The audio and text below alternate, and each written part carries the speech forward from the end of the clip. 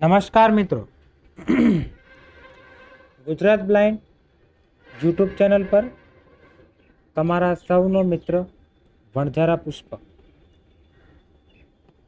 મિત્રો, વિશ્વની અંદર નવજાગૃતિ કઈ રીતે આવી એની આપણે ચર્ચા કરીને કઈ રીતે Bharat, America, Asia, Europe, Australia, Africa જેવા ખંડો શોધાયા એની આપણે ઇન્ટરેસ્ટિંગ ચર્ચા કરી. બરાબર, સરસ મજાના ચેપ્ટરોને વિંધતા આજે આપણે આવી ગયા છે ચેપ્ટર નંબર 3 જે ચેપ્ટરનું નામ છે ઇંગ્લેન્ડની રક્તવિહીન ક્રાંતિ. રક્તવિહીન ક્રાંતિ એટલે શું પ્રશ્ન થાય. મિત્રો, રક્તવિહીન ક્રાંતિ એટલે કે જેમાં પ્રજાના લોહીનું એક પણ ટીપું ન પડ્યું હોય તેને રક્તવિહીન ક્રાંતિ કહેવામાં આવે છે. ક્રાંતિના મુખ્યત્વે 2 પ્રકાર હોય મિત્રો. એક હોય લોહિયાળ ક્રાંતિ અને બીજી હોય બિન લોહિયાળ ક્રાંતિ. લોહિયાળ ક્રાંતિમાં જે પ્રજા છે એ પોતાના ધ્યેય પ્રાપ્ત કરવા માટે ખૂબ જ લોહી પાડે છે, લોહીની નદીઓ પૂરે છે અને ત્યારબાદ જ તેમના ધ્યેયની પૂર્તિ થાય છે. પરંતુ બિન લોહિયાળ ક્રાંતિમાં લોહીનું એક પણ ટીપું પાડવામાં આવતું નથી અને ધ્યેયની પૂર્તિ થાય છે. બરાબર, તો હવે હું આશા રાખું કે તમને ક્લિયર થઈ ગયું હશે કે શું રક્તવિહીન અને શું રક્ત રંજિત. હવે તમને પ્રશ્ન થાય મિત્રો કે રક્તવિહીન ક્રાંતિનો ઇતિહાસ શું છે.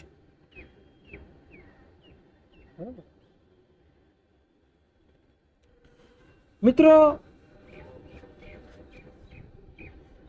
ઈસવીસન 1685, બરાબર, પ્રસ્તાવના આપણે જોઈએ ચેપ્ટરની, તો ઈસવીસન 1685 સ્ટુઅર્ટ વંશનો રાજા જેનું નામ હતું જેમ્સ બીજો એ ગાદીએ આવે છે.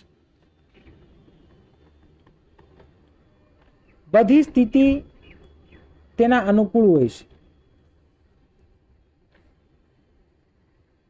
તેને આખી જિંદગી ખાધાના ખૂટે અને વાપરતાના ઘટે એટલી મોટી રકમ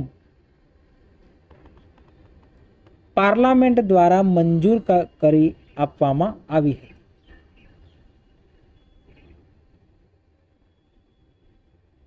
દરેક વ્યક્તિ આ રાજાના વફાદાર હતા. તેમના અનૌરસ પુત્ર, અનૌરસ એટલે કે રખાત દ્વારા જે જન્મ્યો હોય એ, બરાબર, એ સમયના રાજાઓ કેવા હતા આપણે સૌ જાણીએ છીએ. આપણા ભારતમાં આવા ઓછા જોવા મળે, આવા ઇંગ્લેન્ડમાં વધારે જોવા જોઈએ.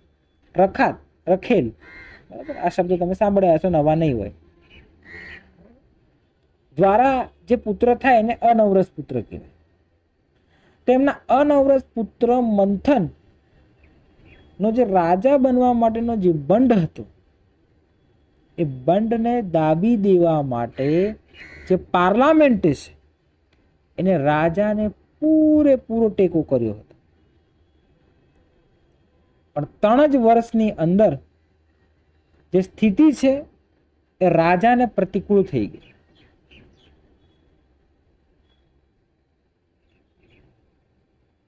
રાજાના થી લોકો ત્રાસી ગયા. હવે કઈ રીતે આને ગાદી પરથી હટાવવો હોય, અને તેથી કરીને એ લોકોએ રાજાની પુત્રી મેરી અને તેના પતિ વિલિયમને ઇંગ્લેન્ડ આવવા માટે આમંત્રણ આપ્યું. જ્યારે વિલિયમ તેના લશ્કરો સાથે ઇંગ્લેન્ડ આવ્યો એટલે એક પછી એક રાજાના જે વફાદારો હતા એમને જેમ્સ બીજાનો સાથ છોડી દીધો. બરાબર. અને રાજા છેલ્લે એને 1688માં ભાગી જવાની ફરજ પડી. બરાબર. એટલે આમ લોહીનું એક પણ ટીપું પાડ્યા વગરની જે ક્રાંતિ થઈ ને એને જ કહેવાય છે ઇંગ્લેન્ડની રક્તવિહીન ક્રાંતિ, લોહી વગરની ક્રાંતિ. બરાબર. ચાલો મિત્રો, હવે આપણે આગળ ચેપ્ટરની ચર્ચા કરી.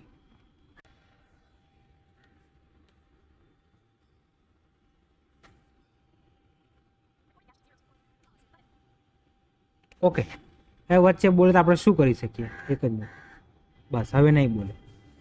હવે મિત્રો, જે પ્રસ્તાવનાની આપણે ચર્ચા કરી, બરાબર, હવે આપણે આગળ ચર્ચા કરીએ એના કારણ. બરાબર. હવે જે પહેલો જ મુદ્દો છે કે જે આ ક્રાંતિ થઈ એના કારણો શું છે, બરાબર, તેની આપણે ચર્ચા કરીએ. તેમાં પહેલું જ કારણ છે મનમંથનો બળવો. બરાબર. હવે ઇંગ્લેન્ડના પુરોગામી રાજા ચાર્લ્સ બીજાનો અનૌરસ પુત્ર એટલે કે મનમથ, નામ જ છે મનમથ, પોતાને શું માનતો હતો? ઇંગ્લેન્ડની ગાદીનો વારસદાર માનતો હતો. એટલા માટે તે જેમ્સ બીજા સામે શું કરતો હતો? બળવો કરતો હતો, બંડ કરતો હતો. પાર્લામેન્ટે આ મનમત વિરુદ્ધ અને એના બળવા વિરુદ્ધ રાજાને પૂર્વ સમર્થન આપ્યું અને એમને રાજા તરફી જ વલણ અપનાવ્યું. જ્યારે મનમથને ફાંસી પર ચડાવવામાં આવ્યું ત્યારે તેની સાથે કેટલાક જે પ્રોટેસ્ટન્ટ સૈનિકો હતા એમને પણ ફાંસી પર ચડાવવામાં આવ્યો હતો. અને એ સમયે ઇંગ્લેન્ડની બહુમતી પ્રજા પ્રોટેસ્ટન્ટ પંથ પાળતી હતી. બરાબર. ઇંગ્લેન્ડની જે મોટાભાગની પ્રજા હતી એ સમયે કયો પંથ પાળતી? પ્રોટેસ્ટન્ટ પંથ પાળતી હતી. તેના કારણે પ્રજાને આ વસ્તુ ગમી નહીં. બરાબર. કે તમે આ પ્રોટેસ્ટન્ટને ફાંસી આપી, એટલે આ વસ્તુ પ્રજાને ગમી નહીં. હવે મનમથનો બળવો તો પૂરો થઈ ગયો. બરાબર. મનમથનો બળવો તો પૂરો થઈ ગયો, પરંતુ તેને આ રાજાએ વધારાનું લશ્કર ચાલુ રાખ્યું. હવે પ્રજાને એવું થયું કે આ વધારાનું લશ્કર છે, શું ખબર રાજા આનો ઉપયોગ ભવિષ્યમાં આપણી સામે કરે તો. અને એના કારણે રાજા વિરુદ્ધ પરિસ્થિતિ સર્જાવા લાગી. આ હતું કારણ નંબર 1. બરાબર. હવે આપણે નંબર 2 જોઈએ, કેથોલિક ધર્મ પ્રત્યે ધાર્મિક નીતિ. બરાબર. હવે છે મિત્રો નંબર 2, રાજાની કેથોલિક ધર્મપંથી નીતિઓ. બરાબર. હવે ઇંગ્લેન્ડની ગાદી ઉપર બેસનારો રાજા જેમ્સ બીજો એ ચુસ્ત કેથોલિક પંથી હતો. બરાબર. અને કેથોલિક પંથી નીતિઓમાં માનતો હતો. એને કેથોલિકોને ઊંચા હોદ્દાઓ આપ્યા, ઊંચા હોદ્દાઓ પર એમને નિમણૂક કરી કેથોલિકોની. બરાબર. હવે મનમથનો જે બળવો હતો, આપણે જોયું કે એ બળવામાં મનમથ અને એના સાથીઓને ફાંસી આપવામાં આવી. અને આપણે એ પણ જોયું કે જે મનમથ અને એના સાથીઓને ફાંસી આપવામાં આવી એ કોણ હતા? પ્રોટેસ્ટન્ટ હતા. બરાબર. અને આપણે એ પણ જોયું કે ઇંગ્લેન્ડની બહુમતી પ્રજા કઈ છે? પ્રોટેસ્ટન્ટ છે. કયો પંથ છે? પ્રોટેસ્ટન્ટ. એમ કહેવાય છે કે રાજાનો આ જે મદમંથવાળો જે નિર્ણય હતો એનાથી પાર્લામેન્ટ અસંતુષ્ટ હતી, આ પાર્લામેન્ટને ગમ્યું નહોતું એમ કહેવાય છે. બરાબર. 1673 ખાસ યાદ રાખજો, 1673 ટેસ્ટ એક્ટ મુજબ, બરાબર, કોઈ પણ કેથોલિક પંથીની ઊંચા હોદ્દા પર નિમણૂક કરવી નહીં તેવો કાયદો ઘડાયો હતો. બરાબર. પરંતુ રાજાએ તો છતાં ઊંચા હોદ્દા પર કેથોલિકોની નિમણૂક કરી. પાર્લામેન્ટે તેમને, આ જેમને ઊંચા હોદ્દા પર નિમણૂક કર્યા છે એમની માટે પાર્લામેન્ટે તેમને ઊંચા હોદ્દા પરથી દૂર કરવાની તેમજ વધારાનું લશ્કર વિખેરી નાખવાની વિનંતી કરી. પરંતુ રાજાએ વળતું પગલું ભરીને પાર્લામેન્ટને જ બરખાસ્ત કરી નાખી. બરાબર. રાજાએ વળતું પગલું ભરીને શું કર્યું?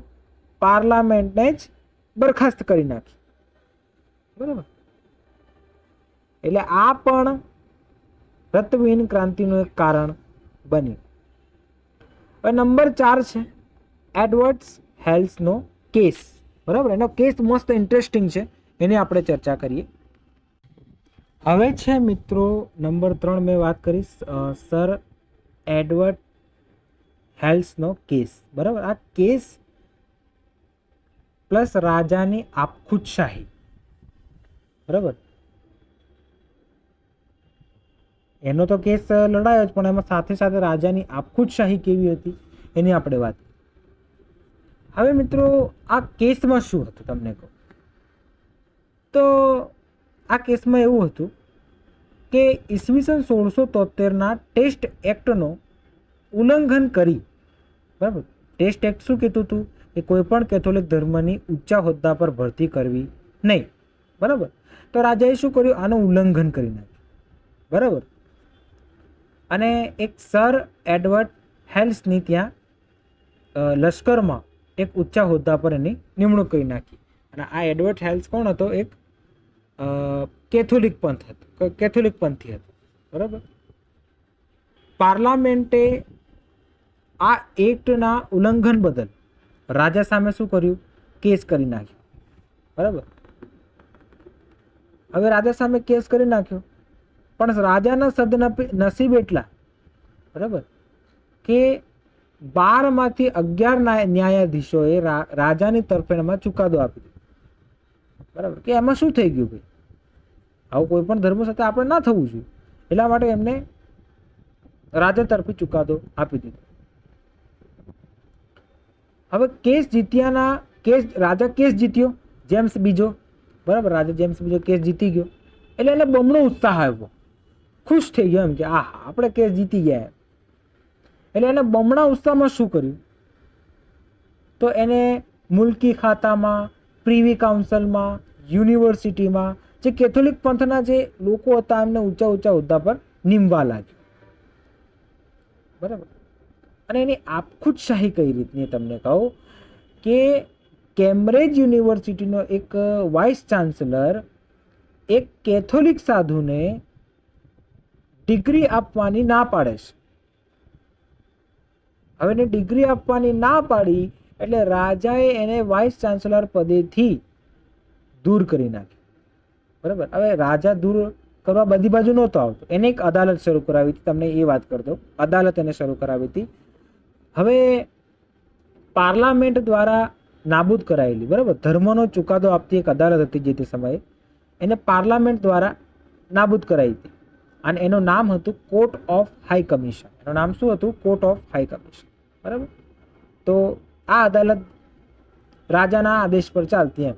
હવે રાજા બધી બાજુ જ પહોંચી ના શકે પોતાના ધર્મ માટે, એટલા માટે તો એને હવે રાજાએ એક વાઇસ ચાન્સલરને આ અદાલત થ્રુ, આ જે કોર્ટ ઓફ હાઈ કમિશન છે એના થ્રુ બરતરફ કરાયો, એટલે કે પદેથી હટાવી દીધો. બરાબર. હવે રાજાનો એક કેથોલિક ઉમેદવાર હતો. બરાબર.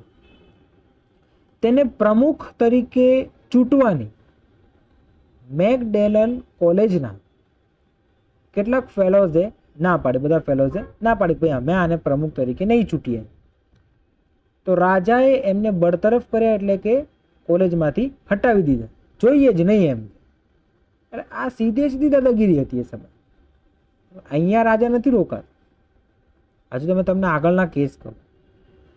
હવે લંડનની અંદર શાર્પ નામે એક પાદરી રોમન કેથોલિક ધર્મ ઉપર ટીકા કરતો હતો, બરાબર. તો રાજા એને ના પાડી, ભાઈ તું આવું ના કરી શકે. પણ એ માન્યો નહીં, રાજાના હુકમની અવગણના કરી. તો રાજાએ એને બિશપ પદેથી શું કરી નાખ્યો? દૂર કરી નાખ્યો. જોઈએ જ નહીં ભાઈ. હવે અહીંયા એની હદ થાય. આટલે સુધી એને કર્યું ખોટું નહોતું. આપણે નહીં, આપણે સ્વાભાવિક છે કોઈ બી ધર્મ પ્રત્યે તમે આટલો બધો ભેદભાવ તો ના રાખી શકો. કોઈ બી હોય, આપણા હિન્દુ સાથે બી આવું કરે આપણને તો ના જ ગમે, મુસ્લિમ સાથે આવું કરે આપણને તો ના જ ગમે, બરાબર. આપણા ધર્મ પર આવે તો આપણને ના ગમે, પછી એની સાથે એવું કરે તો એને બી ના જ ગમે, સ્વાભાવિક છે. પણ આ વસ્તુ એક એને ખોટી કરી. શું કરી? કે રોજેસ્ટર નામક એક દેવળના અધિકારીને, રોજેસ્ટર દેવળના એક અધિકારીને રાજાએ ધર્મ પરિવર્તન કરવાનો ફરમાન મોકલ્યો, બરાબર. પણ એ અધિકારીએ આ વસ્તુ કરવાની ના પાડી. એટલે રાજાએ શું કર્યું? એને અધિકારી પદેથી દૂર કરી. આ વસ્તુ એને ખોટી કરી. ભાઈ એનો ધર્મ છે, એને પાડવા દે ને, તું કેમ ડાયો થાય છે એ ખબર નહીં પડે. આટલે સુધી એની વસ્તુ ખોટી નહોતી. આ વસ્તુ એને કેવી કરી? ખોટી કરી. કેથોલિક ધર્મને પોતાની ધાર્મિક વિધિ કરવાની છૂટ અપાય, ખુલ્લામાં તમે તમારી ધાર્મિક વિધિ કરી શકો છો. પણ લંડનમાં આનો વિરોધ થયો. લંડનમાં શું થયો? આનો વિરોધ થયો. આ વિરોધને દબાવી દેવા રાજાએ શું કર્યું? લંડનની ચારે બાજુ સૈનિક તૈનાત કરી દીધા. કાળા જે બી વિરોધ કરે એટલે ગોળી મારી દેવાની તમને. એટલે આ આપણી વાત થઈ એડવર્ડ હેલ્સનો કેસ. આ કેસ આટલે સુધી પહોંચ્યો, આટલી હદ રાજાએ વટાવી નાખી, બરાબર. એટલે શરૂઆત છે તો અંતે છે, બરાબર. હવે છે નંબર 4, બરાબર. હવે છે મિત્રો રાજાની કાયદો મોકૂફ રાખવાની સત્તા, બરાબર. હવે પાર્લામેન્ટના કોઈ પણ કાયદાને એ રદ કરી શકતો હતો, કોઈ પણ કાયદાને એ રાખી શકતો હતો, બરાબર. એને ગમ્યો એ, આપણે પેલી કહેવત છે રાજાને ગમી તે રાણી, પછી ભલે છાણા વીણતા આણી, બરાબર. હવે એને પ્રોટેસ્ટન્ટ અને પ્યુરિટનો, બરાબર, આ બંનેનો સમર્થન મેળવવાના હેતુથી ઉદારતાનું જાહેરનામું બહાર પાડ્યું. શાનું જાહેરનામું બહાર પાડ્યું? ઉદારતાનું, બરાબર. હવે આ ઉદારતાના જાહેરનામામાં શું હતું એ તમને, આ જાહેરનામામાં એવું હતું કે તમામ ધર્મના જે લોકો છે, બરાબર, એમને સરકારી નોકરીઓનો અધિકાર મળશે, બરાબર. અને એમના જે સરકારી અધિકારો છે એમના હનન કરવામાં નહીં આવે. આવું એક જાહેરનામું બહાર પાડવામાં આવ્યું. પરંતુ ધાર્મિક સહિષ્ણુતાના બહાના હેઠળ એને શું કર્યું? એમ કહેવાય છે કે ધાર્મિક સહિષ્ણુતાના બહાના હેઠળ એને એવું કર્યું કે કેથોલિક ધર્મના જે કાયદાઓ હતા એ કાયદાઓ અમલ કરવાનું તેમને મોકૂફ રાખ્યું, બરાબર. પરંતુ ધાર્મિક સહિષ્ણુતાના બહાના હેઠળ આ તો એને મોકૂફ રાખ્યું છે, પરંતુ કેથોલિકો માટે તમામ ક્ષેત્રો એમને ખુલ્લા મૂકી દીધા, તમામ. એમ મિત્રો, હવે આમાં એક આદત હોય ને નમૂના કે જેમને શંકા તો થાય જ તે. એટલે પ્યુરિટનોને આ વાત ઉપર શંકા થઈ કે મારો વાલો આ કંઈક તો હાલો ભૂલ કરે જ છે.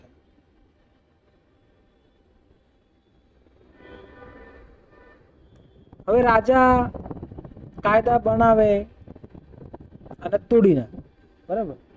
એટલે પાર્લામેન્ટના જે કાયદા હતા એને છડે ચોક ખુલ્લે આમ એ ભંગ કરતો હતો, બરાબર. જેટલા બી કાયદાઓ હતા એને છડે ચોક શું કરતો હતો? એ કાયદાઓનો ભંગ કરતો હતો, બરાબર. અને બીજા જે કાયદાઓ હતા, બરાબર, એને મોકૂફ રાખી દીધા. એટલે આ જાહેરનામાથી શું થયું? ત્રાસ થઈ ગયો. મારો વાલો હવે શું કરવાનું? એમાં આનાથી પ્રજા છે ને ત્રાસી ગઈ સાહેબ. પ્રજા શું થઈ ગઈ? ત્રાસી ગઈ. હાલો કંઈક તો રસ્તો હશે કે એમ. તો આ હતી રાજાની કાયદો મોકૂફ કરવાની સત્તા. એટલે કોઈ પણ કાયદાને એ ધારે તો મોકૂફ રાખી દે અને ધારે તો ચાલુ રાખે, બરાબર. પાર્લામેન્ટનો હવે કોઈ ડર હતો ને? પાર્લામેન્ટ તો એને પહેલેથી સંપૂર્ણ નાબૂદ કરી નાખી છે. એટલે પછી કંઈ હતું જ નહીં એમ. ચાલ્યા તો જે ચાલે એમ, બરાબર. હવે છે નંબર 5, જાહેરનામાનું ઉદારતાનું બીજું જાહેરનામું, બરાબર. નંબર 5 છે ઉદારતાનું બીજું જાહેરનામું. એની આપણે હવે ચર્ચા કરીએ. હવે મિત્રો, ઉદારતાનું જે બીજું જાહેરનામું બહાર પાડવામાં આવ્યું એમાં શું હતું ખબર છે? એમાં એવું હતું કે ભાઈ દરેક ધર્મગુરુઓએ દેવળની અંદર જાહેરનામું વાંચવું. ખાસ યાદ રાખજો, આ જાહેરનામું ક્યારે બહાર પાડવામાં આવ્યું હતું? એપ્રિલ 1688 આ જાહેરનામું બહાર પાડવામાં આવ્યું હતું, ઉદારતાનું બીજું જાહેરનામું, બરાબર. તો એમાં એવું હતું કે ભાઈ જે ધર્મગુરુઓ છે એમને દેવળની અંદર જાહેરનામું વાંચવું, બરાબર. પરંતુ કેન્ટરબરીના આર્ક બિશપ અને બીજા 6 ધર્મગુરુઓએ રાજાને વિનંતી કરી કે હે મહારાજ, તમે આ કાર્યમાં અમને ભાગીદાર ન બનાવશો. આ ગેરકાયદેસર કહેવાય, અમારું આ કાર્ય નથી, બરાબર. એટલે રાજા આનાથી શું ભરાયો? ગુસ્સે ભરાયો, બરાબર. રાજા આનાથી ગુસ્સે ભરાયો અને તેને 7 ધર્મગુરુઓને કેદ કરી દીધા. અને 7 ધર્મગુરુઓને શું કરી દીધા? કેદ કરી દીધા, બરાબર. તેમની સામે કેસ ચલાવવામાં આવ્યો, બરાબર. આ જે 7 ધર્મગુરુઓ છે તેમની સામે શું કેસ ચલાવવામાં આવ્યો, બરાબર. અદાલતે તેમને નિર્દોષ જાહેર કર્યા. અદાલતે તેમને શું જાહેર કર્યા? નિર્દોષ જાહેર કર્યા. સમગ્ર દેશની અંદર ઉત્સાહનું મોજું પ્રસરી ગયું. પ્રસરી જ જાય ને. અને સાથોસાથ રાજાના વિરોધમાં જે રાજાના વિરોધની જે લાગણી હતી એ ચરમસીમાએ પહોંચી, બરાબર. રાજાના વિરોધની જે લાગણી હતી ક્યાં પહોંચી? ચરમસીમાએ પહોંચી. હવે રાજા બસ બહુ થઈ ગયું તારું એમ કે. અને હવે છે નંબર 6, રાજાને ત્યાં પુત્ર જન્મ. મજા આવશે. હવે છે મિત્રો રાજાને ત્યાં બાળક જન્મ. મેં કીધું હતું. હવે આમાં શું થાય છે કે જે રાજા છે એને ત્યાં એક બાળક જન્મ થઈ ગયો, બરાબર. પ્રજાએ એમ કીધું કે હવે આના તો અત્યાચાર હજુ આપણે સહન કરી લઈએ, બરાબર. રાજા જેમ્સ બીજાને તે લોકો સહન કરવા તૈયાર હતા, પણ પાછો એનો બાળક આવી ગયો.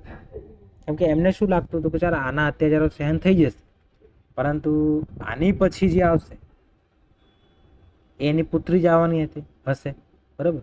અને એની પુત્રી અને રાજા વિલિયમ એમ સારા હતા, બરાબર. તો હવે સારા હતા એટલા માટે એમાં એવું થયું કે હવે જે રાજા છે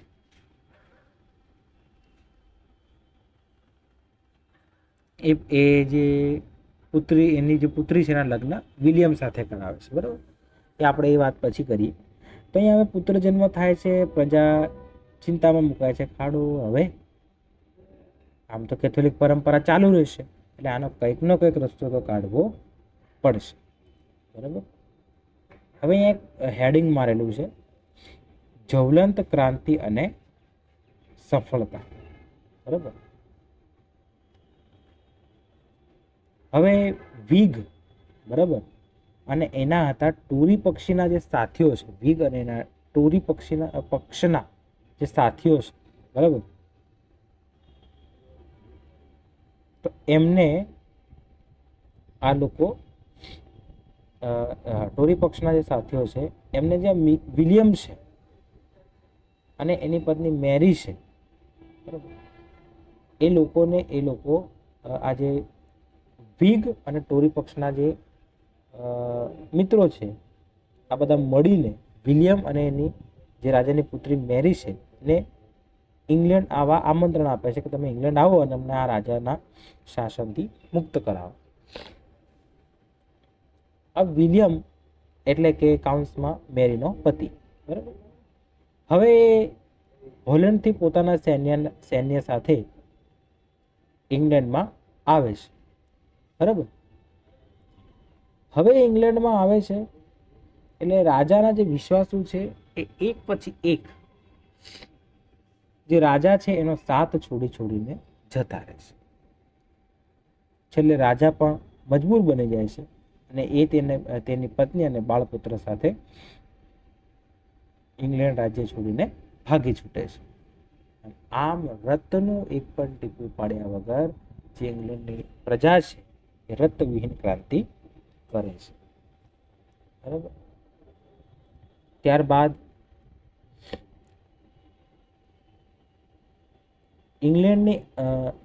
લંડનની અંદર જે મોટા ઉમરાવો, આમ સભાસદો, બરાબર, તેમજ બીજા મોટા મોટા હોદ્દેદારોની એક મોટી બેઠક મળે છે અને તેઓ ઇંગ્લેન્ડની જે ગાદી ખાલી પડેલી હતી એના માટે જે વિલિયમ છે એને કામ ચલાવ સૂત્ર હાથ ધરવા માટે વિનંતી કરે છે. હવે વિલિયમ રાજા ન બન્યો હોવા છતાં તેને સભાસદોની સલાહથી નવી પાર્લામેન્ટ બોલાવવાની રીત કાઢી, બરાબર.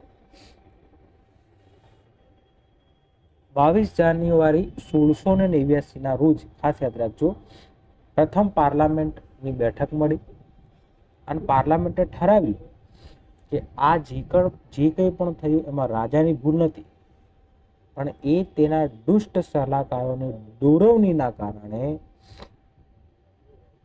દુષ્ટ સલાહકારો જેના હતા એને દોરવણીના કારણે એ રાજ્યના કાયદા ભંગ કરવા માંગતો હતો અને રાજ્યના કાયદા ભંગ કરી તે રાજ્યમાંથી ભાગી ગયો છે, બરાબર. એટલા માટે તેને સરકારનો પણ ત્યાગ કર્યો છે એ સાબિત થયું, બરાબર. એટલા માટે જે પાર્લામેન્ટ છે એને વિલિયમ અને મેરીને સંયુક્તપણે તાજ અર્પણ કર્યું, બરાબર. અને સાથોસાથ જે પાર્લામેન્ટ છે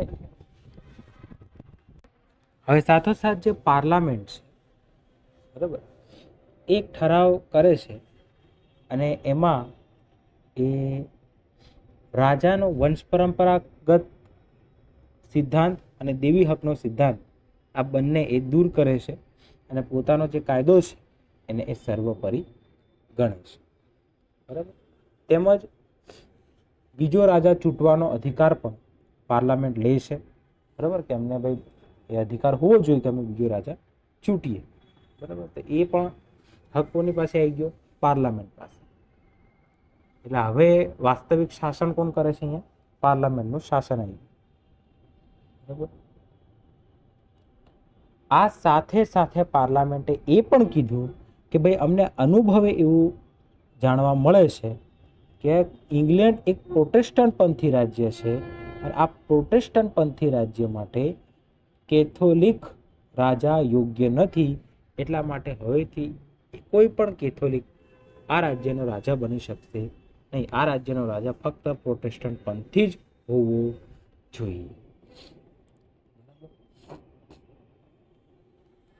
એટલે આમ જવલંત ક્રાંતિ થઈ અને સફળતા મળી. જવલંત એટલે કે ફટાફટ ક્રાંતિ થઈ એમ, અને આપણને ફટાફટ રત્ત લોહીનું એક પણ ટેપું રેડ્યા વગર સફળતા પણ સારી એવી મળી, બરાબર.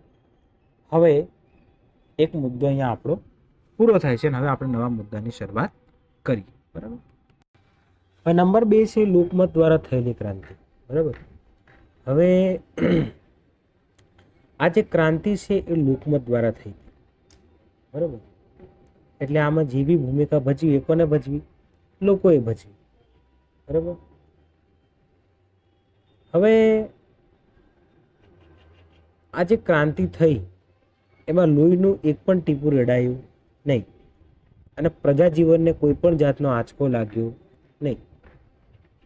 એટલે પ્રજાજીવનને આંચકો આપ્યા વગર અને લોહીના એક પણ ટીપા રેડ્યા વગર આ જે ક્રાંતિ છે એ સફળતાપૂર્વક થઈ. બરાબર. અને આ ક્રાંતિ દ્વારા રાષ્ટ્રનો જે અવાજ છે રજૂ થતો હતો. એટલે રાષ્ટ્રનો અવાજ રજૂ કરવાની આ જે ઉચ્ચ નૈતિક પ્રકારની જે ક્રાંતિ છે એની આ યોગ્યતાના કારણે એને આપણે સમર્થન આપી શકાય. સાચી વાત છે ને, કેમ કે કોઈ પણ જાતનો લોહીનું ટીપું નહીં રેલાયું, પ્લસ આવા રાષ્ટ્રનો અવાજ રજૂ થયો. એટલે એની જે ક્રાંતિ છે એ ક્રાંતિની જે યોગ્યતા છે યોગ્યતા પ્રમાણે આપણે એને સમર્થન આપવું જોઈએ. નંબર 3 છે બંધારણને પોષક. મિત્રો, આ ક્રાંતિ જે છે એ બંધારણને પોષક હતી. બરાબર. આ ક્રાંતિનો હેતુ એવો હતો, બરાબર, કે બંધારણને રસ્તામાં જે અવરોધો આવે છે એ અવરોધો દૂર થાય. હવે આ ક્રાંતિનો હેતુ એવો નહોતો કે બંધારણ જે છે, બરાબર, એને દૂર કરી દઈએ કે એને ફગાવી દઈએ. બરાબર. એવો એનો હેતુ નહોતો. પણ બંધારણની રસ્તામાં જે અવરોધો આવે છે એ અવરોધોને દૂર કરવામાં આવે એ એનો હેતુ હતો. બરાબર. અને બંધારણીય દ્રષ્ટિએ પણ આ ક્રાંતિ ખૂબ જ યોગ્ય સિદ્ધ થઈ. બરાબર. હવે નંબર 4 છે પ્રજાની સર્વોપરિતા. બરાબર. મિત્રો, હવે આ જે ક્રાંતિ થઈ એ ક્રાંતિ જે થઈ એક પહેલા એમ ખાલી કહેવાતું હતું કે જે રાજ્યની અંદર જે પ્રજા છે એ સાર્વભૌમ છે. પણ તેનો ઉકેલ 1688ની આ જે ક્રાંતિ થઈ એને લાવી દીધો. બરાબર. કે ભાઈ અમે છીએ તો તમારું રાજ્ય છે. બરાબર. તેનો ઉકેલ કોને લાવી દીધો? 1688ની ક્રાંતિએ લાવી દીધો. બરાબર. અને જે પાર્લામેન્ટ હતી એ પહેલા એક અંકુશ માત્ર હતી. બરાબર. રાજ્યની અંદર એક અંકુશનું કાર્ય કરતી હતી. પણ એ પણ હવે સાર્વભૌમ સત્તા બની ગઈ. એટલે કે બધી પ્રજાની એક સત્તા બની. બરાબર. હવે છે નંબર 5. બરાબર. હવે નંબર 2 છે લોકમત દ્વારા થયેલી ક્રાંતિ. બરાબર. હવે આ જે ક્રાંતિ છે એ લોકમત દ્વારા થઈ. બરાબર. એટલે આમાં જે બી ભૂમિકા ભજવી એ કોને ભજવી? લોકોએ ભજવી. બરાબર. હવે આ જે ક્રાંતિ થઈ એમાં લોહીનું એક પણ ટીપું રેડાયું નહીં અને પ્રજાજીવનને કોઈ પણ જાતનો આંચકો લાગ્યો નહીં. એટલે પ્રજાજીવનને આંચકો આપ્યા વગર અને લોહીના એક પણ ટીપા રેડ્યા વગર આ જે ક્રાંતિ છે એ સફળતાપૂર્વક થઈ. બરાબર. અને આ ક્રાંતિ દ્વારા રાષ્ટ્રનો જે અવાજ છે રજૂ થતો હતો. એટલે રાષ્ટ્રનો અવાજ રજૂ કરવાની આ જે ઉચ્ચ નૈતિક પ્રકારની જે ક્રાંતિ છે એની આ યોગ્યતાના કારણે એને આપણે સમર્થન આપી શકાય. સાચી વાત છે ને, કેમ કે કોઈ પણ જાતનો લોહીનું ટીપું નહીં રેલાયું, પ્લસ આવા રાષ્ટ્રનો અવાજ રજૂ થયો. એટલે એની જે ક્રાંતિ છે એ ક્રાંતિની જે યોગ્યતા છે યોગ્યતા પ્રમાણે આપણે એને સમર્થન આપવું જોઈએ. નંબર 3 છે બંધારણને પોષક. મિત્રો, આ ક્રાંતિ જે છે એ બંધારણને પોષક હતી. બરાબર. આ ક્રાંતિનો હેતુ એવો હતો, બરાબર, કે બંધારણને રસ્તામાં જે અવરોધો આવે છે એ અવરોધો દૂર થાય. હવે આ ક્રાંતિનો હેતુ એવો નહોતો કે બંધારણ જે છે, બરાબર, એને દૂર કરી દઈએ કે એને ફગાવી દઈએ. બરાબર, એવો એનો હેતુ નહોતો, પણ બંધારણની રસ્તામાં જે અવરોધો આવે છે એ અવરોધોને દૂર કરવામાં આવે એ એનો હેતુ હતો. બરાબર. અને બંધારણીય દ્રષ્ટિએ પણ આ ક્રાંતિ ખૂબ જ યોગ્ય સિદ્ધ થઈ. બરાબર. હવે નંબર 4 છે પ્રજાની સર્વોપરિતા. બરાબર મિત્રો, હવે આ જે ક્રાંતિ થઈ, એ ક્રાંતિ જે થઈ એક પેલા એમ ખાલી કહેવાતું હતું કે જે રાજ્યની અંદર જે પ્રજા છે એ સાર્વભૌમ છે, પણ તેનો ઉકેલ 1688ની આ જે ક્રાંતિ થઈ એને લાવી દીધો. બરાબર, કે ભાઈ અમે છીએ તો તમારું રાજ્ય છે. બરાબર, તેનો ઉકેલ કોને લાવી દીધો? 1688ની ક્રાંતિએ લાવી દીધો. બરાબર. અને જે પાર્લામેન્ટ હતી એ પહેલા એક અંકુશ માત્ર હતી. બરાબર, રાજ્યની અંદર એક અંકુશનું કાર્ય કરતી હતી, પણ એ પણ હવે સાર્વભૌમ સત્તા બની ગઈ, એટલે કે બધી પ્રજાની એક સત્તા બની. બરાબર. હવે છે નંબર 5. બરાબર. હવે નંબર 6 છે એક્ટ ઓફ યુનિફોર્મિટી જેવા કાયદાઓ ઘડી તેને કેથોલિક પંથીઓને ઊંચા હોદ્દા પર એમને નિમણૂક કરી, જે શું હતી? ગેરકાયદેસર હતી. બરાબર, કાયદા બહારની હતી. હવે આગળ જોઈએ નંબર 6.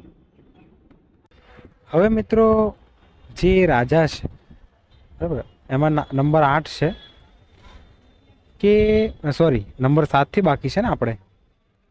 હા, હવે નંબર 7 છે કે એક કેથોલિક સાધુને ડિગ્રી આપવાની યુનિવર્સિટીના ઉપકુલપતિએ ના પાડી. બરાબર, તો એક કુલપતિને ધાર્મિક અદાલત મારફત બરતરફ કરાવવામાં આવ્યા. બરાબર. પછી અહીંયા છે બીજું કે લંડનના એક ડૉક્ટર શાર્પ વિશે એક પાદરી ટીકા કરતો હતો, તો એને ટીકા કરવાની ના પાડવામાં આવી.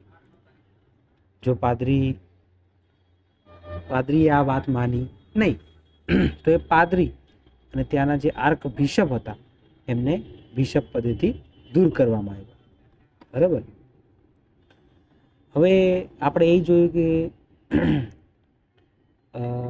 ઓક્સફોર્ડ યુનિવર્સિટીના કેટલાક વિદ્યાર્થીઓએ એક કેથોલિક પંથીને પ્રમુખ પદે ચૂંટવાની ના પાડી હતી. 20 જેટલા ફેલોએ આ વસ્તુ કરવાની ના પાડી, તો એ 20ને બરતરફ કરવામાં આવ્યા હતા. બરાબર.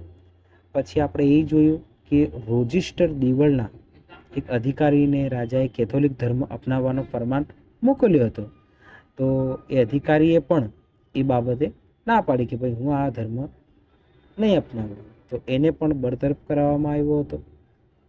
બરાબર. એટલું જ નહીં, કેથોલિક ધર્મવાળાને પોતાની ધાર્મિક વિધિ ખુલ્લેઆમ કરવાની છૂટ આપવામાં આવી હતી, જેના કારણે લંડનના કેટલાક લોકોએ આનો વિરોધ કર્યો. તો એના પરિણામે એવું થયું કે રાજાએ એ વિરોધને દબાવી દેવા લંડનની આજુબાજુ 16,000 સૈનિકો ગોઠવી દીધા. બરાબર. એટલું જ નહીં, એમને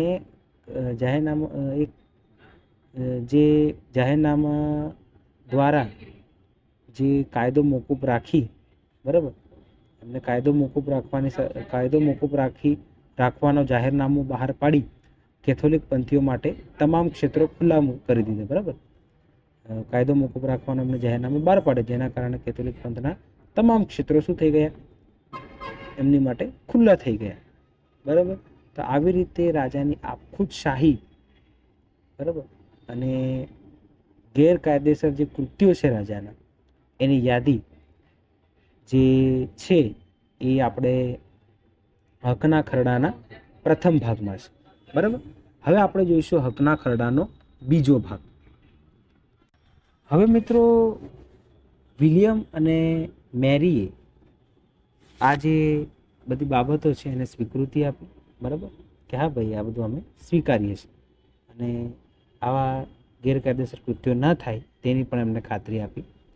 હવે છે મિત્રો હકના ખરડાની વિશેષતાઓ ભાગ 2, બરાબર. આ બીજો ભાગ છે હકના ખરડાનો, જેમાં પાર્લામેન્ટે કેટલીક શરતો મૂકી છે, બરાબર.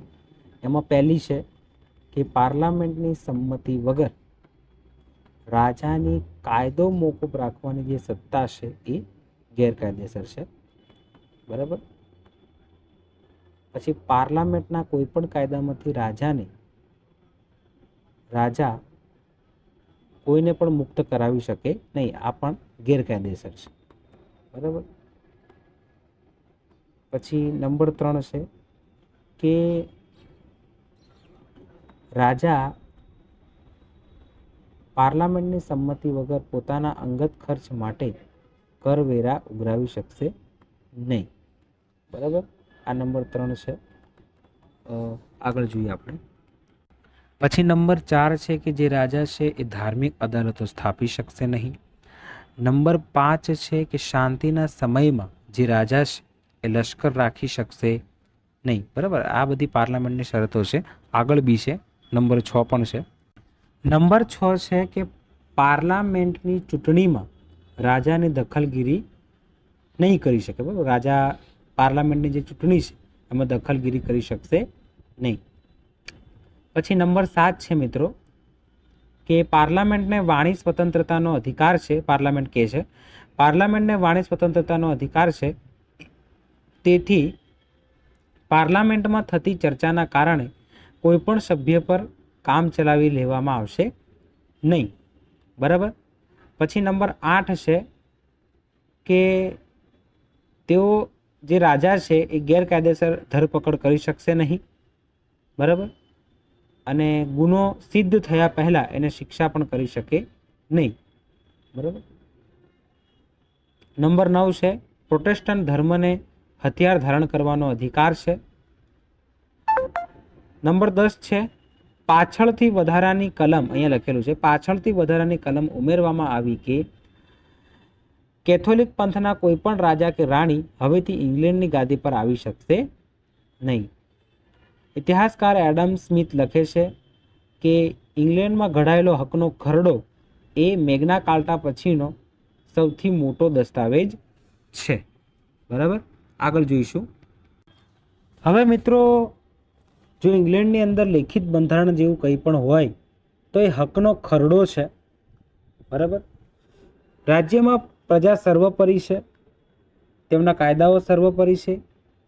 આ એ હકનો ખરડો એ વસ્તુ પુરવાર કરે છે. રાજાના દૈવી હકના સિદ્ધાંતને ચલાવી નહીં લેવાય એ પણ હકનો ખરડો સિદ્ધ કરે છે, બરાબર. એટલે જે હકનો ખરડો છે એ ખૂબ જ અગત્યનો હતો, બરાબર. અને મેગ્ના કાર્ટા પછીનો એમ કહે કે સૌથી મોટો જો કોઈ દસ્તાવેજ હોય તો એ હકનો ખરડો જ છે, બરાબર. તો મિત્રો ખૂબ સરસ ચેપ્ટર રહ્યું આપણું, અને આપણું ચેપ્ટર 3 અહીં સમાપ્ત થાય છે. આવા જ ચેપ્ટરો માટે મારી ચેનલને લાઇક, શેર, સબસ્ક્રાઈબ કરો. અને મિત્રો ગુજરાત યુનિવર્સિટી BSM1 ના અંતિમ ચેપ્ટર સાથે આપણે નેક્સ્ટ વિડીયોમાં મળનારા છીએ, બરાબર. અંતિમ ચેપ્ટર બહુ યુનિક રીતે ચલાવવામાં આવશે, એટલે હજુય કહું છું મિત્રો સબસ્ક્રાઈબ કરી લો ચેનલ, એટલે મને પ્રોત્સાહન મળે. તો આવતા વર્ષે આપણે સેમ 3-4 માટે પણ આ પ્રયત્ન કરવા માટે હું પ્રોત્સાહિત થઉં, બસ એટલું તમારાથી ઈચ્છું છું. તો આ ચેપ્ટરને સમાપ્ત કરતા તમારાથી વિદાય લઉં છું. અસ્તુ. જય હિન્દ, જય ભારત, જય જય ગરવી ગુજરાત. મિત્રો જય હિન્દ.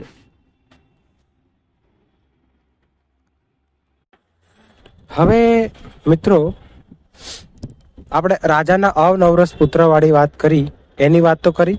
પછી રાજાનો જે પુત્ર જન્મ થયો, બરાબર.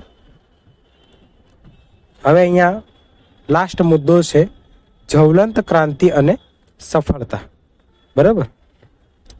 જ્વલંત ક્રાંતિ એટલે મિત્રો કે ઇમરજન્સીમાં જે ક્રાંતિ થઈ હોય અને એમાં આપણને સફળતા મળી હોય એવી ક્રાંતિને જ્વલંત ક્રાંતિ કહેવાય. બરાબર. હવે એમાં શું થયું તો તમને કહું. હવે રાજાનો અત્યાચાર વધી ગયો હતો, એટલા માટે વિગ અને એના જે ટોરી પક્ષોના જે મિત્રો છે એમને મળીને હોલેન્ડના રાજા વિલિયમ, જે રાજાની પુત્રી મેરીનો પતિ હતો પ્લસ પ્રોટેસ્ટન્ટ હતો, તો એમને પ્રોટેસ્ટન્ટ પંથનું રક્ષણ કરવા માટે ઇંગ્લેન્ડ આવવા આમંત્રણ આપ્યું. હવે આ મહાશય પોતાનું સૈન્ય લઈ ઇંગ્લેન્ડના કિનારે આવે છે. બરાબર. હવે ઇંગ્લેન્ડના કિનારે આવ્યો એટલે જે રાજાના વિશ્વાસુ હતા એનો સાથ છોડીને જતા રહ્યા. હવે એનો સાથ છોડીને જતા એટલે રાજા શું બન્યો? ના હિંમત બન્યો. અંતતઃ તે પોતાની પત્ની અને બાળપુત્ર સાથે રાજ્ય છોડીને ભાગી ગયો. હવે જેવો એ ગયો એટલે તરત લંડનની અંદર મોટા મોટા સભાસદો, ઉમરાઓ, બરાબર, વેપારીઓ, આ બધાની એક મોટી 50 જેટલા મહાન અનુભાવોની બેઠક મળી. બરાબર. હવે આમાં એવું નક્કી થયું કે ભાઈ થોડાક સમય રાજા નથી એટલે જે સભાસદો છે એમને ત્યાં સુધી વિલિયમને કામ ચલાવ સત્તાના સૂત્રો સોંપી દીધા. બરાબર.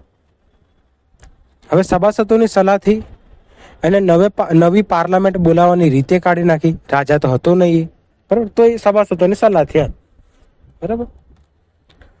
અંતતઃ 22 જાન્યુઆરી 1689 રોજ નવી પાર્લામેન્ટની સર્વપ્રથમ બેઠક મળી. બરાબર. હવે આ બેઠકમાં ચર્ચા એવી થઈ કે ભાઈ આપણો રાજા જે છે જેમ્સ બીજો, એ એના દુષ્ટ સલાહકારોની દોરવણીથી આ પાર્લામેન્ટ બોલે છે. બરાબર. એના દુષ્ટ સલાહકારોની દોરવણીથી રાજ્યના કાયદા તોડવા માટે રાજ્યના કાયદા ઉલ્લંઘન કરવાના એને પ્રયત્નો કર્યા છે. બરાબર. હવે એમાં એવું હતું કે રાજ્યના કાયદા તોડવાના એને પ્રયત્નો કર્યા છે. બરાબર. અને તે રાજ્ય છોડીને ભાગી ગયો છે અને હવે એ પાછો આવે નહીં, એટલા માટે હવે ગાદી પણ રાજ્યની ખાલી પડી છે. એટલા માટે સરકાર પણ આપણી ખાલી પડી છે. બરાબર. કેમ કે રાજ્યના કાયદા તોડીને ભાગી ગયો છે એટલે હવે પાછો નહીં આવે એવું પાર્લામેન્ટનું કેવું હતું. બરાબર. એટલે રાજ્યની ગાદી પણ કેવી પડી છે? ખાલી પડી છે. બરાબર. હવે એ લોકો આમ વિચારી એ લોકોએ શું કર્યું? વિલિયમ અને મેરી આ બંનેને એ લોકોએ સંયુક્તપણે તાજ અર્પણ કરી દીધો. કોને કહે? વિલિયમ અને મેરીને એ લોકોએ સંયુક્તપણે તાજ અર્પણ કરી દીધો. બરાબર. હવે આગળ વાત કરીએ આપણે. વધુમાં પાર્લામેન્ટે એવું કીધું કે અનુભવે એવું જોવા મળ્યું છે કે આપણું ઇંગ્લેન્ડ રાજ્ય એક પ્રોટેસ્ટન્ટ પંથી રાજ્ય છે. આ પાર્લામેન્ટ બોલી રહી છે આવું કે આપણું ઇંગ્લેન્ડ રાજ્ય એ પ્રોટેસ્ટન્ટ પંથી રાજ્ય છે અને આ પ્રોટેસ્ટન્ટ પંથી રાજ્ય માટે કેથોલિક રાજા ઉપયુક્ત નથી. એટલા માટે હવેથી કોઈ પણ કેથોલિકને ઇંગ્લેન્ડની સત્તા સોંપવામાં આવે નહીં. આ નિર્ણય પણ પાર્લામેન્ટ કરે છે. સાથોસાથ જે પાર્લામેન્ટ છે એ રાજાના દેવી હકના સિદ્ધાંત અને વંશ પરંપરાગતનો જે સિદ્ધાંત હતો આ બંને સિદ્ધાંતોને રદ કરે છે અને પોતાનો જે કાયદો છે એને સર્વોપરી કરે છે. બરાબર. પોતાનો જે કાયદો છે શું કરે છે?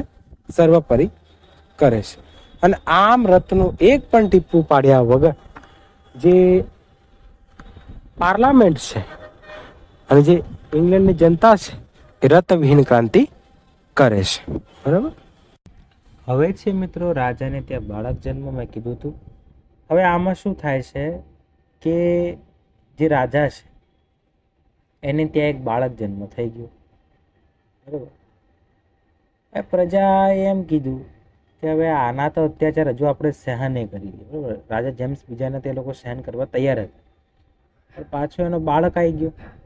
કેમ કે એમને શું લાગતું હતું કે ચાલ આના અત્યાચારો સહન થઈ જશે, પરંતુ આની પછી જે આવશે એની પુત્રી જ આવવાની હશે. બરાબર. અને એની પુત્રી અને રાજા વિલિયમ એમ સારા હતા. બરાબર. તો હવે સારા હતા એટલા માટે એમાં એવું થયું કે હવે જે રાજા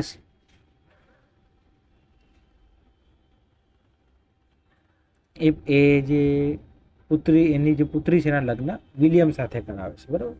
એ આપણે એ વાત પછી કરીએ.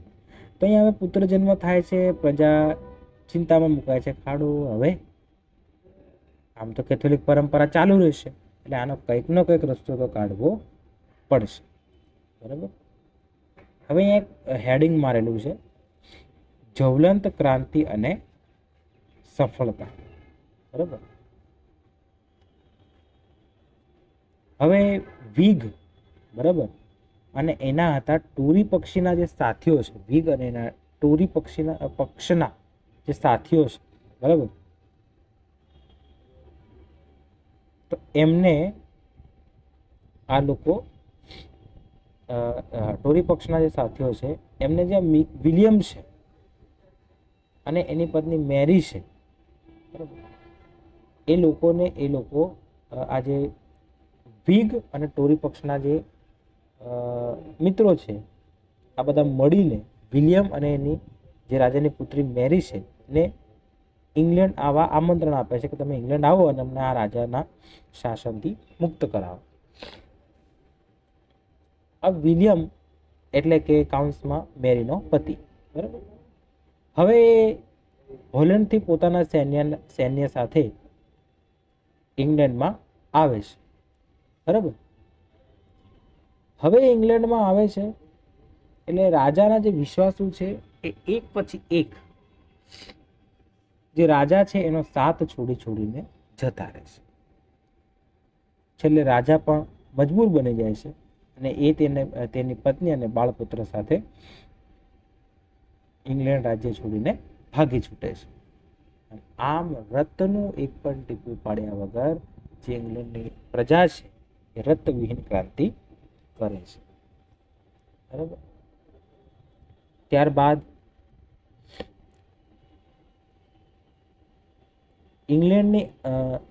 લંડનની અંદર જે મોટા ઉમરાવો, આમ સભાસદો, બરાબર, તેમજ બીજા મોટા મોટા હોદ્દેદારોની એક મોટી બેઠક મળે છે અને તેઓ ઇંગ્લેન્ડની જે ગાદી ખાલી પડેલી હતી એના માટે જે વિલિયમ છે એને કામ ચલાવ સૂત્ર હાથ ધરવા માટે વિનંતી કરે છે. હવે વિલિયમ રાજા ન બન્યો હોવા છતાં તેને સભાસદોની સલાહથી નવી પાર્લામેન્ટ બોલાવવાની રીત કાઢી, બરાબર. 22 જાન્યુઆરી 1689 રોજ, ખાસ યાદ રાખજો, પ્રથમ પાર્લામેન્ટની બેઠક મળી અને પાર્લામેન્ટે ઠરાવ્યું કે આ જે કંઈ પણ થયું એમાં રાજાની ભૂલ નથી, પણ એ તેના દુષ્ટ સલાહકારોની દોરવણીના કારણે, દુષ્ટ સલાહકારો જેના હતા એને દોરવણીના કારણે એ રાજ્યના કાયદા ભંગ કરવા માંગતો હતો અને રાજ્યના કાયદા ભંગ કરી તે રાજ્યમાંથી ભાગી ગયો છે, બરાબર. એટલા માટે તેને સરકારનો પણ ત્યાગ કર્યો છે એ સાબિત થયું, બરાબર.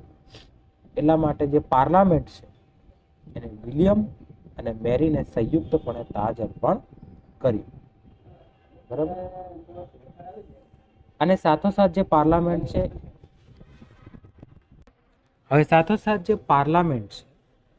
બરાબર, એક ઠરાવ કરે છે અને એમાં એ રાજાનો વંશ પરંપરાગત સિદ્ધાંત અને દેવી હકનો સિદ્ધાંત આ બંને એ દૂર કરે છે અને પોતાનો જે કાયદો છે એને એ સર્વોપરી ગણે છે, બરાબર. તેમજ બીજો રાજા ચૂંટવાનો અધિકાર પણ પાર્લામેન્ટ લે છે, બરાબર, કે અમને ભાઈ એ અધિકાર હોવો જોઈએ કે અમે બીજો રાજા ચૂંટીએ, બરાબર. તો એ પણ હક કોની પાસે આવી ગયો? પાર્લામેન્ટ પાસે. એટલે હવે વાસ્તવિક શાસન કોણ કરે છે? અહીંયા પાર્લામેન્ટનું શાસન આવી ગયું, બરાબર. આ સાથે સાથે પાર્લામેન્ટે એ પણ કીધું કે ભાઈ અમને અનુભવે એવું જાણવા મળે છે કે ઇંગ્લેન્ડ એક પ્રોટેસ્ટન્ટ પંથી રાજ્ય છે અને આ પ્રોટેસ્ટન્ટ પંથી રાજ્ય માટે કેથોલિક રાજા યોગ્ય નથી. એટલા માટે હવેથી કોઈ પણ કેથોલિક આ રાજ્યનો રાજા બની શકશે નહીં. આ રાજ્યનો રાજા ફક્ત પ્રોટેસ્ટન્ટ પંથી જ હોવો જોઈએ. એટલે આમ જવલંત ક્રાંતિ થઈ અને સફળતા મળી. જવલંત એટલે કે ફટાફટ ક્રાંતિ થઈ એમ, અને આપણને ફટાફટ રત લોહીનું એક પણ ટેપું રેડ્યા વગર સફળતા પણ સારી એવી મળી. બરાબર. હવે એક મુદ્દો અહીંયા આપણો પૂરો થાય છે અને હવે આપણે નવા મુદ્દાની શરૂઆત કરીએ. બરાબર. હવે મિત્રો નંબર 5 છે રાજાની મર્યાદિત સત્તા. પહેલાના સમયમાં જે રાજા હતો એની સત્તા કેવી હતી? અમર્યાદિત હતી. સોરી. બરાબર. પરંતુ આ જે ક્રાંતિ થઈ એના પછી એની સત્તા કેવી બની? મર્યાદિત બની. બરાબર. હવે રાજાના પાયામાં જે દેવી હકનો એનો જે સિદ્ધાંત હતો એ પણ દૂર કરવામાં આવ્યો હતો પાર્લામેન્ટ દ્વારા. પ્લસ વંશ પરંપરાગતનો સિદ્ધાંત પણ હટાવી દેવામાં આવ્યો. એટલે હવે તો ભાઈ રાજા પાસે કોઈ વિકલ્પ તો બચ્યો નહોતો, એટલે એની સત્તા મર્યાદિત થઈ ગઈ. હવે રાજાને પાર્લામેન્ટ દ્વારા તાજ પહેરાવવામાં આવતો હતો. બરાબર. પહેલા રાજાને પ્રજા તાજ પહેરાવતા, પ્રજા નહીં પણ રાજપુરોહિત એ મુહૂર્ત કરતા હશે. એ તો આપણા ભારતની પરંપરા છે, પણ ઇંગ્લેન્ડની અંદર એની ફેમિલી છે કે કોઈકને કોઈક તાજ પહેરાવી દીધો ને રાજ્યાભિષેક થઈ જતો. પણ હવે રાજાની ચૂંટણી કરવાનો નિર્ણય કોને કરી લીધો? પાર્લામેન્ટે કરી લીધો. ભાઈ હવેથી અમે રાજા બેસાડીશું. બરાબર. હવે આ રાજા ક્યાં સુધી રાજ કરતો? જ્યાં સુધી એ પાર્લામેન્ટની વિરુદ્ધ ન જાય ત્યાં સુધી એ ગાદી પર રહેતો. જો પાર્લામેન્ટની વિરુદ્ધ ગયો એટલે ગાદી બહાર. બરાબર. હવે આ જે રાજા છે મિત્રો, હવે આને કેટલીક 1688 પછી આ શાસન કરતા હોય. ઇંગ્લેન્ડ રાજ્યની અંદર 1688 પછી રાજાનું શાસન હતું. પરંતુ મિત્રો એમાં એવું થઈ ગયું કે આ જે રાજા છે શાસન કરતો હતો, પણ ધીરે ધીરે પછી એને શાસન કરવાનું છોડી દીધું. અને એમ થયું કે હાલો આ બીજાના હાથ નીચે રહેવું, રાજ કરવું કઈ મજા નહીં આવતી. એટલે એને શું કર્યું? શાસન કરવાનું છોડી દીધું. બરાબર. હવે છે મિત્રો નંબર 6. બરાબર. એની આપણે ચર્ચા કરીએ. હવે મિત્રો રાજા અને પાર્લામેન્ટ વચ્ચે એકતા. બરાબર. હવે વર્ષોથી પાર્લામેન્ટ અને રાજા વચ્ચે જે સંઘર્ષ ચાલી રહ્યું હતું એના કારણે બંને પોતપોતાની શક્તિ વેડફી નાખી હતી. પરંતુ 1688ની જે ક્રાંતિ થઈ એ ક્રાંતિ પછી આ લોકો એક થયા. આમના જે વિચારો છે, આમની જે નીતિઓ છે એનામાં સામ્ય સર્જાય. બરાબર. અને એના કારણે જે આ ઇંગ્લેન્ડ છે એ યુરોપનું પ્રથમ કક્ષાનું રાષ્ટ્ર બન્યું. હવે આ ઇંગ્લેન્ડ વાળાને ખબર નહોતી મિત્રો કે ભવિષ્યમાં ફ્રાન્સીસી રાજા લુઈ 14 સમગ્ર યુરોપને છોડાવવાનો યશ આમને ફાળે જવાનો છે.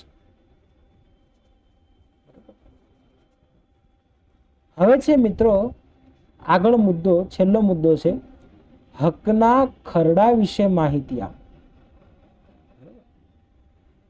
હકનો ખરડો અગત્યનો પ્રશ્ન છે. મેં કીધું તો કે આ મુદ્દો આખો અલગ આવશે. હવે આપણે એની ચર્ચા કરીએ. હવે મિત્રો આપણે વાત કરીએ તો પ્રસ્તાવનાની વાત કરી લઈએ. મુદ્દાની પ્રસ્તાવના હોય ને, તો હવે આપણે પ્રસ્તાવનામાં વાત કરી કે ઇંગ્લેન્ડના અત્યાચારી રાજા જેમ્સ બીજાના અત્યાચારથી, બરાબર, ઇંગ્લેન્ડના અત્યાચારી રાજા જેમ્સ બીજાના અત્યાચારથી જે ઇંગ્લેન્ડની પ્રજા છે એ ત્રાસી ગઈ હતી. બરાબર. પણ એ પ્રજાને આશા એવી હતી કે ભાઈ ચાલ ને ભાઈ આ થોડાક સમય માટે છે, આજે નહીં તો કાલ આ તો મરશે જ. એની પછી રાજાની પુત્રી મેરી અને વિલિયમ ગાદી પર આવશે, બરાબર. પરંતુ એવું થયું નહીં. રાજા જેમ્સ બીજાની રાણીએ એક પુત્રને જન્મ આપ્યો, જેના કારણે જે ઇંગ્લેન્ડની પ્રજા છે એમના મનમાં ભય બેસી ગયો, બરાબર. એ લોકો ડરી ગયા કે હવે આ તો હાળો કંઈક કરવું પડશે. એટલે વિગ અને એના ટોરી પક્ષના જે સાથીઓ હતા એમને પ્રોટેસ્ટન્ટ ધર્મનું રક્ષણ કરવા માટે હોલેન્ડના રાજા વિલિયમ, જે રાજા જેમ્સ બીજાનો જમાઈ હતો, અને તેની પુત્રી મેરીને ઇંગ્લેન્ડ આવવા આમંત્રણ આપ્યું. જ્યારે વિલિયમ પોતાના સૈન્ય સાથે ઇંગ્લેન્ડના કિનારે ઉતર્યો ત્યારે રાજા જેમ્સ બીજાના જે વિશ્વાસુ હતા એક પછી એક એનો સાથ છોડીને જવા લાગ્યા. રાજા શું બન્યો? ના હિંમત બન્યો. એના કારણે એ પણ પોતાના બાળપુત્ર અને પત્ની સાથે ઇંગ્લેન્ડ છોડીને ભાગી ગયો. જેવો એ ગયો એવું જ લંડનમાં જુદા જુદા સભાસદો, મ્યુનિસિપલ કોર્પોરેશન, પછી મોટા મોટા ઉમરાઓ, આ બધા સલાહકાર સમિતિની એક મોટી બેઠક બોલાવવામાં આવી, બરાબર. અને આ સભાએ જે વિલિયમ છે એને ઇંગ્લેન્ડની ગાદીના જે કામ ચલાવ સૂત્રો છે એ હાથ ધરવાની વિનંતી કરી. અને આ સભાની વિનંતીથી જ જાન્યુઆરી 1689માં પાર્લામેન્ટની પહેલી બેઠક બોલાવવામાં આવી. અને પાર્લામેન્ટે નક્કી કર્યું કે ઇંગ્લેન્ડનો રાજા જે જેમ્સ બીજો છે એ ગાદી છોડીને ભાગી ગયો છે, બરાબર. જેના કારણે ગાદી ખાલી પડી છે. એટલા માટે ગાદી જેમ્સ બીજાના જમાઈ વિલિયમ અને એમની પુત્રી મેરીને આપવામાં આવે, બરાબર. એટલે એના પછી આ ગાદી જે છે વિલિયમ અને મેરીને આપવામાં આવી, બરાબર. હવે મિત્રો આ એની પ્રસ્તાવના આપણે જોઈ. હવે આપણે ચર્ચા કરીએ હકના ખરડાની વિશેષતાઓ. એની વિશેષતાઓ શું છે, બરાબર. ખૂબ અગત્યનો પોઈન્ટ છે, એ આપણે ચર્ચા કરીએ, બરાબર. હવે મિત્રો જે વિશેષતાઓની વાત કરીએ તો મિત્રો આમાં આપણે પહેલી વાત કરીએ કે રાજા જેમ્સ બીજાની આપણે થોડીક વાત કરી લઈએ તો મિત્રો મદમથનો જે બંધ થયો, બરાબર, એટલે કે ટૂંકમાં બળવો થયો. તો જે બળવો થયો આ ચોપડીમાં લખેલું છે આધારે કહીએ તો જે બંધ થયો એ બંધને જેમ્સ બીજાએ સખત નિયમો નીચે દબાવી દીધો, બરાબર. પ્લસ એ લોકોને જેલમાં પુરાવી દીધા, બરાબર. એમની સામે શું ચલાવવામાં આવ્યો? જેલમાં પુરાવીને એમની સામે કેસ ચલાવવામાં આવ્યો, બરાબર. અને આ લોકોને ફાંસીની સજા ફટકારવામાં આવી. પરંતુ મિત્રો આ લોકોને જે ફાંસીની સજા ફટકારવામાં આવી એનું કારણ એ નહોતું કે આ લોકોએ બળવો કર્યો હતો, બંધ કર્યો હતો. પણ અહીંયા શું કે છે? એનું કારણ એ હતું મિત્રો કે આ લોકો પ્રોટેસ્ટન્ટ પંથ પાળતા. આ લોકો શું પાળતા હતા? પ્રોટેસ્ટન્ટ પંથ પાળતા હતા. એટલા માટે આ લોકોને આ સજા આપવામાં આવી,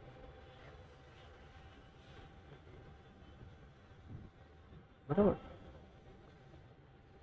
હવે જે રાજા છે મિત્રો એ ચુસ્ત કેથોલિક પંથમાં માનનારો હતો અને બીજા કોઈ પંથને તે તેના રાજ્યમાં ચલવી લેવા માંગતો ન હતો, બરાબર.